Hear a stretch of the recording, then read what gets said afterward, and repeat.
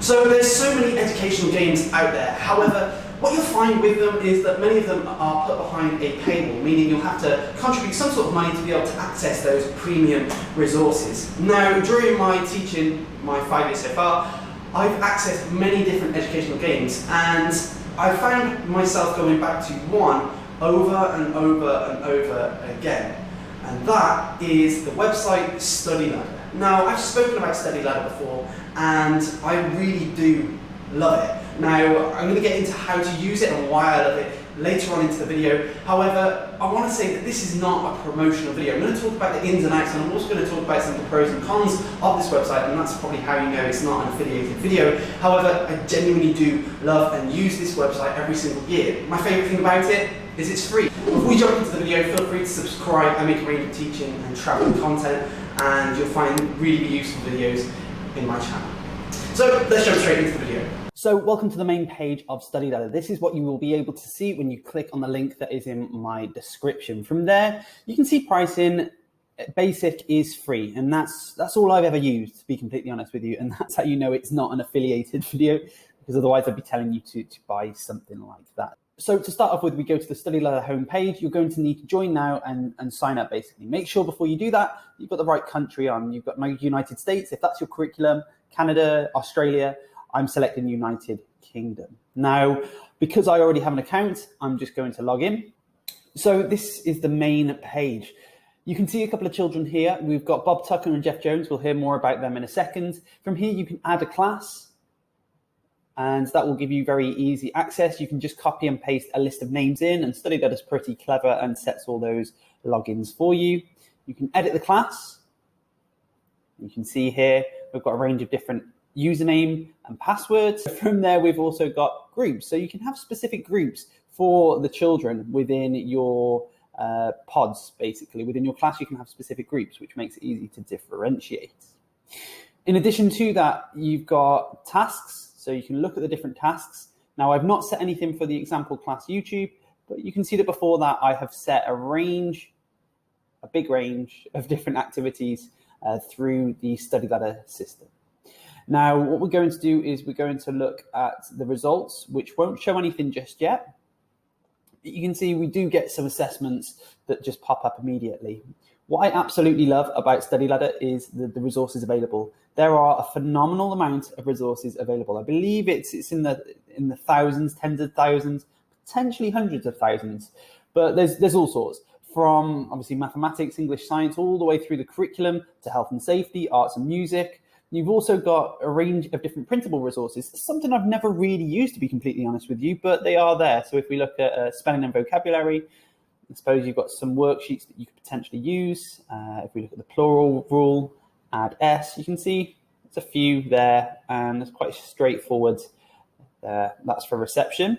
Now, if I wanted to look at something else, life cycles, you've got different mixed year groups here, and you can see a range of different printable resources that you can access there. So there we go. Again, something I've not used, but they're there. Teaching packs. Now, this is something I will potentially be using very soon. We're doing natural disasters at the moment, so I'm looking at that earthquake section and extreme weather and thinking, you know, some of these would be pretty useful to use. If I click on the volcanoes, you can see that there's things that talk about what happens when there's a volcanic eruption and all sorts of templates and where volcanoes exist. There's some useful things within the teaching packs, and there's also slides available too. What I mainly use this for is for home learning, and that's what we're going to look at now. Now, within each section, you can see a range of different activities. Now, if I click into mathematics and click into my year group that I usually have, year 3, you can see all sorts of different activities for year 3. Absolutely loads. So if we were doing something along the lines of representing fractions, you can see that there is an activity here, and this is the practice and something you'll set. Now, I'm going to show you how to set those in a second, but just to show you what those activities look like, when you click onto those, they load up, and you have little sound effects too. So start, and you can just see what Sam cut 3 pieces of bread into halves.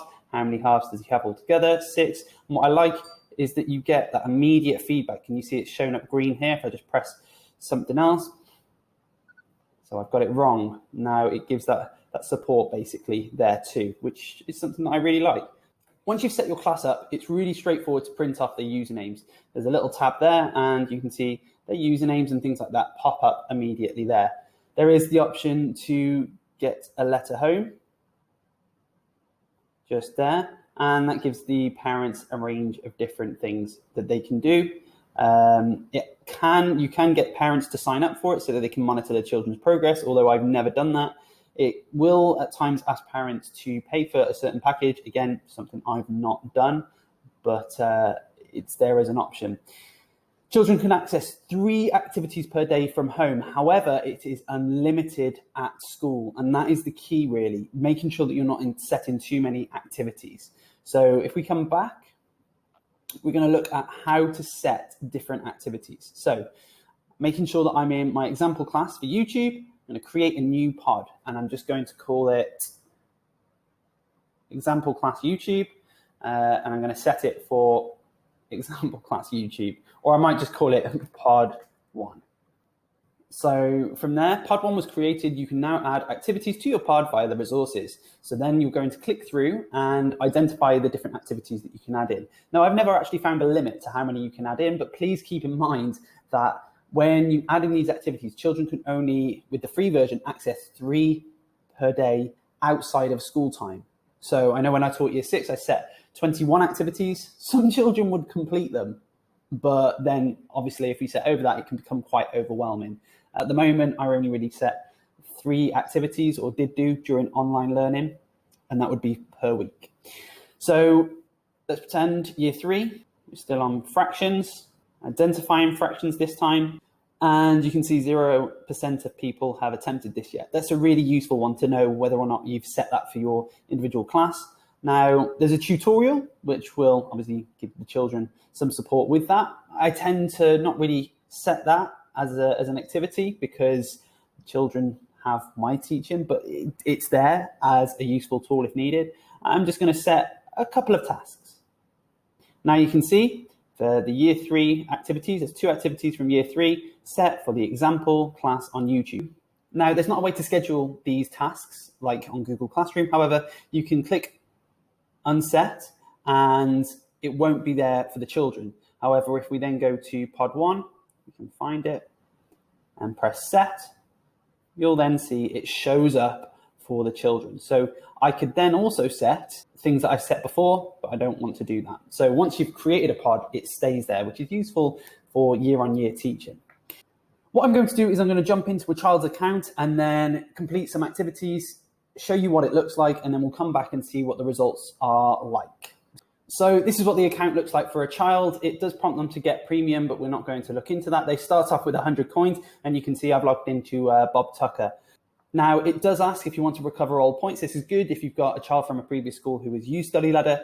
For now, you're just going to say, this is my first Studyladder account. Now, there's lots of different things we can do here, but to start off with, to identify different things that the children need to do, we have the individual programs. These are the specific activities that the children need to complete.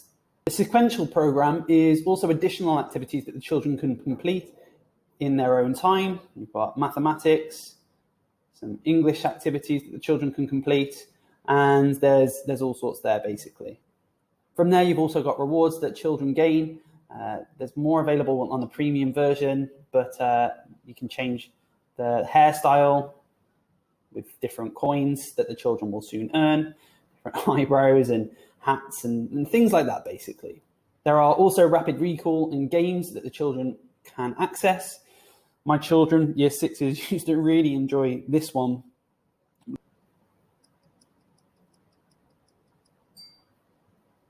And now, in addition to that, obviously we spoke about the individual program, then the children can access the activities that you have then set.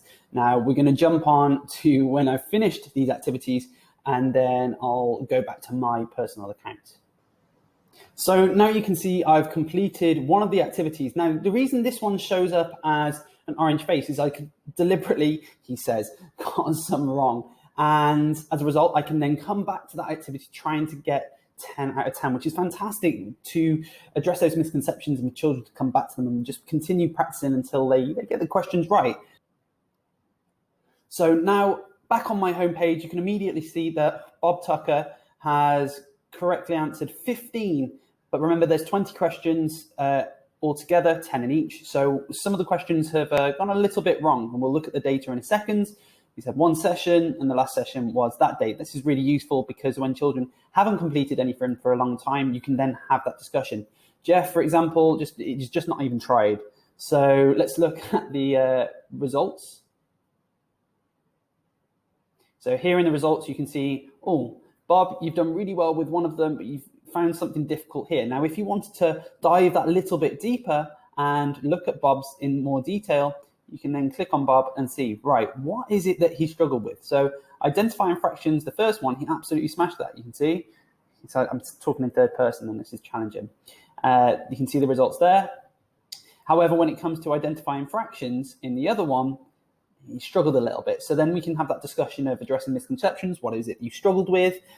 You can also see further data up the top here that shows the different scores that the children have got and when children have been on to complete activities. So it's really useful for parents' evenings or meet the teacher or whatever you call them at your school. So it's really useful. Hopefully you find this useful, and yeah, let me know if you use it. And that marks the end of the video. Hopefully you find this video useful talking about Studyladder and you'll be able to try it with your class. As you can see, there are so many different resources available and it's really useful for the children. It's fantastic for home learning, but also just as an activity to set for the children for you to gain that assessment data back. Hopefully you enjoyed this video and I will see you in the next one. If you aren't already, feel free to like and subscribe. Until then, I'm out.